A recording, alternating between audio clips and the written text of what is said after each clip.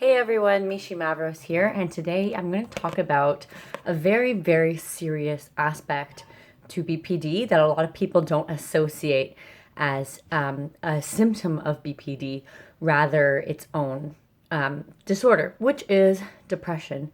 A lot of people with BPD get misdiagnosed as having major depressive disorder, or it could be a comorbid disease, which means having borderline personality disorder as well as a major depressive disorder. But depression is very, very common for people that suffer BPD because, we have the anger, we have the mania, we have the anxiety, we have all these extreme emotions. So, of course, we're going to experience that extreme grief and depression instead of just sadness.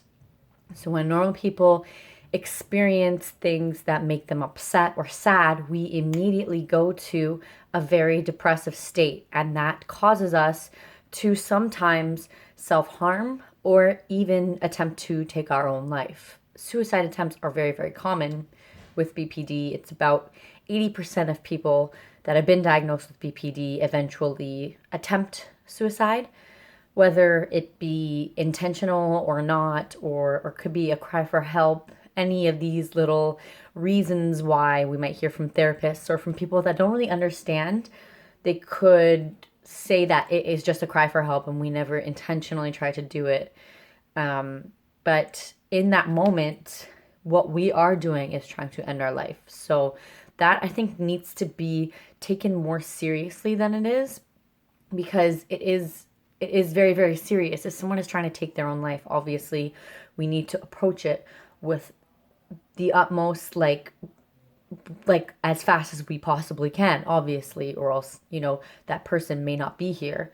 So with BPD, that sadness is immediately depression, because we have that black and white thinking. It's all or nothing. So when we lose a job, or we break up with someone, we have a extreme fight with like a family member or a friend, that can cause us to become really depressed. And when we're depressed, we have trouble sleeping, we have trouble eating, we can't get out of bed, constantly sleeping or either not sleeping at all, constantly eating or not eating at all, having trouble self-caring about ourselves, like having a shower, or tending to things that normal people would just have in their second nature, just doing things that you wouldn't give a second thought to. Those things now become so difficult when you're experiencing that depression. And I think that the depression aspect of BPD is what gets a lot of us that diagnosis. Because when I had my episode where I ended up in the hospital, and I was originally diagnosed with major depressive disorder, it wasn't until afterwards, when they started getting all of my other symptoms, that they were like, okay, no, this is borderline personality disorder. It's more than just depression. But we don't usually go and see a psychiatrist. We don't usually go to a hospital until it becomes that serious. And I feel like people don't find it as important as other illnesses. So that's why it takes such a severe thing as trying to end your own life to get that help and to get that diagnosis.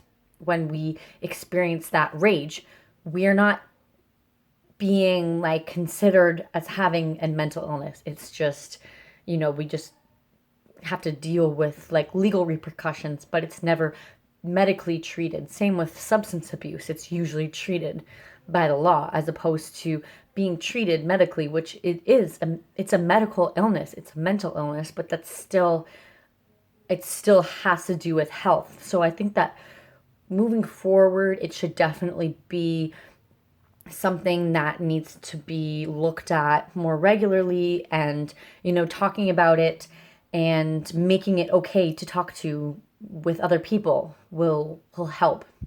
So that depression is usually the first step in getting that diagnosis. And it's unfortunate that it has to come to that, but right now, at this point in time, that's usually how we get it. So that is why I think that we have such grief and depression instead of our sadness. We have the extremes, you know, we can't just feel anger, we feel rage. We can't just be a little bit nervous, we feel intense anxiety. You know, instead of being a little bit happy, it can be considered manic, which is why I think depression is misdiagnosed in a lot of cases as major depressive disorder, or a lot of us get misdiagnosed as bipolar because they only see that depression. They only see us when we're at our worst.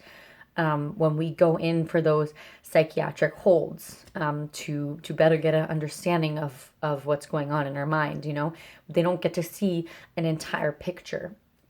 So I think it's definitely important that we start looking at it in multitudes rather than just a bipolar, because bipolar disorder is very different from borderline personality disorder, for different reasons. I think that borderline personality disorder is more about how you grew up and all of those coping mechanisms that you've made, as opposed to bipolar disorder, which is usually genetic and get passed on. That's not to say, though, that borderline personality disorder is not passed on as well. It's just that in the medical sense, I think that psychologists are much more likely to diagnose and treat bipolar, because I think that they're still like scared, to be honest. I think that psychiatrists and therapists are scared to deal with us that have BPD, because of such a negative stigma surrounding us, and we need to change that. So by talking and by sharing your feelings, and I think that going out in the community, I share a lot of things on Facebook, and there's lots of groups on Facebook. Actually, I joined a lot of groups, and I think that that helps as well with the depression, knowing that you're not alone, reaching out to people that understand. And if you do feel like seriously like you can't go on, then of course check yourself into the hospital, and try and see what other help you can get. It is such a dark hole that seemingly you can't see out of. You know, you can't see the future. You can't see the light ahead when you're in that depression. And so I think that BPD depression is really, really serious. So we definitely do experience depression. So it, I, I personally, it's so hard to talk about, because going back to that dark place and trying to look back on those memories, and thinking about all the things that have happened, it hurts. And I think with therapy you can slowly start to touch on that, and it's just it's hard to explain to people that don't get it, you know. Yeah, it is such a different type of feeling than just sadness. And that's why there's still so much stigma around it, is because, like, okay, how do you explain this? So that's a little bit about BPD and depression. I kind of went off on a whole bunch of tangents, but that's kind of what I've been wanting to talk about for a while. And it is a very, very serious subject. So I'm just going to share a couple of hotlines down below, and support groups if need be, if you are in that awful state of depression. And I truly hope that you can recover from that if you're experiencing that, because it's not fun, and it is hard, but together and with the right treatment and the right help and the right support, we can get through it. So thank you guys so much for watching, and I'll see you guys later.